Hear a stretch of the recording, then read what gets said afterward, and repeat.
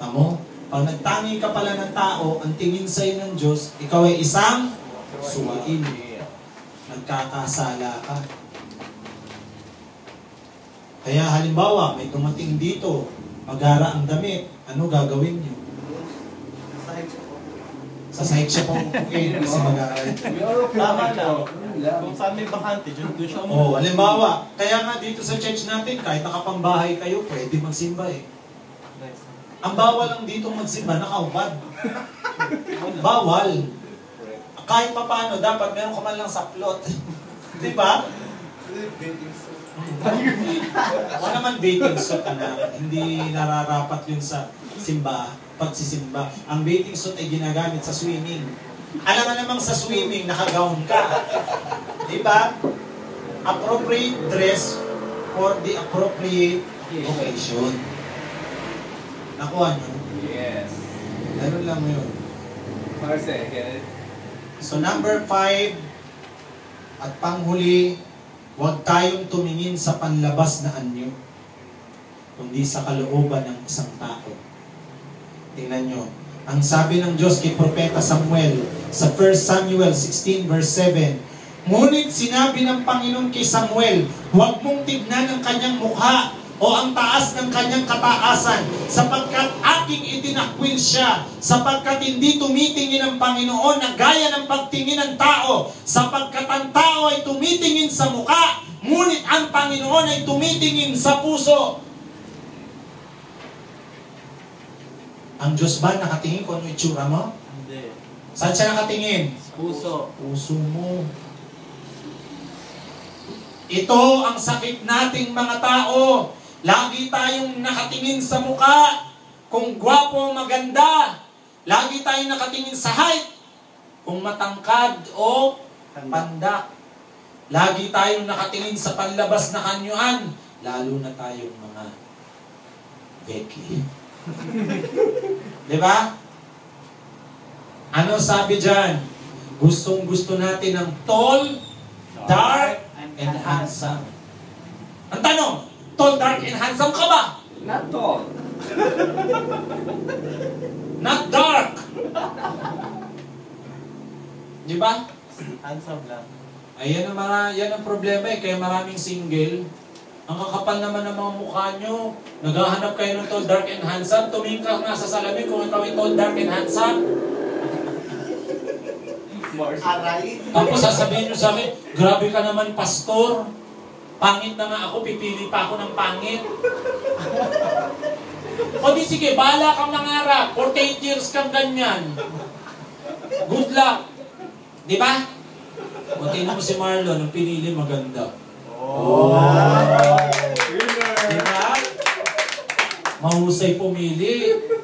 Very good. At ito naman, mahusay din pumili. Tall, dark. O diba? Dark, oh. And handsome. O diba? Nandiyan ba kayo? Yes. O.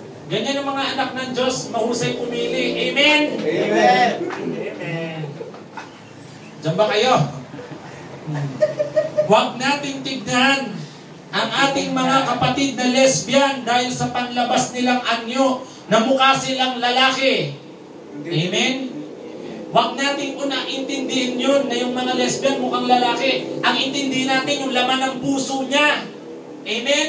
Huwag nating tignan yung panlabas na kaanyuan ng isang transgender na siya ay naka-miniskirt, na siya ay naka-strap, ano yun? Spaghetti strap, tapos kung todo ang makeup, na ang taas-taas ng wig hanggang may floor. Huwag nating tignan yun. Ang tignan natin yung puso niya. Amen. Amen? Ayan ang sakit ng marami. Sa panlabas nakatingin, pero hindi nakatingin dun sa loob. Halimbawa, ako dati nung ako nasa ibang relihiyon pa nakakakita ako ng taong nagsisigarilyo, hinuhusgahan ko agad. At sinasabi ko, napakamakasalanan naman nito. Kasi para sa akin, winawasak mo ang templo ng Diyos sa pamamagitan ng paninigarilyo. And therefore, you are a sinful person. And if you are sinful, you are evil. Ganun ako tumingin noon. Oo. Actually. Oo, ganun ako tumingin noon. Pero nung medyo napag-isip-isip ko, bakit ko titignan yung paninigarilyo na yun ang buong katauhan ng isang tao? Parang ano naman ata? Uneven. Unfair. Oo. It's unfair. Di ba? Eh tapos, hinanap ko naman sa Biblia, wala naman kasulat, bawal manigarilyo. Nandiyan ba kayo? Wala rin naman sinabi sa Biblia na manigarilyo kayo. Nandiyan ba kayo? At ang sabi ng sigarilyo, cigarette smoking is dangerous to your health. Meron bang nakasulat doon na ano, smoke moderately? Wala. Walang ganun, no? Smoking can kill. Smoking can kill. So, kung gusto niyo mapadali ang buhay niyo, so magano kayo? Doon sa mga naninigarilyo, try niyo mabawasan hanggang sa mawala. Kasi, para pagdating ng araw, hindi kayo magkakaroon ng mga kung ano-anong mga sakit. Para rin yan sa inyong kalusugan. Okay? Pero hindi ko kayo hinuhusgahan.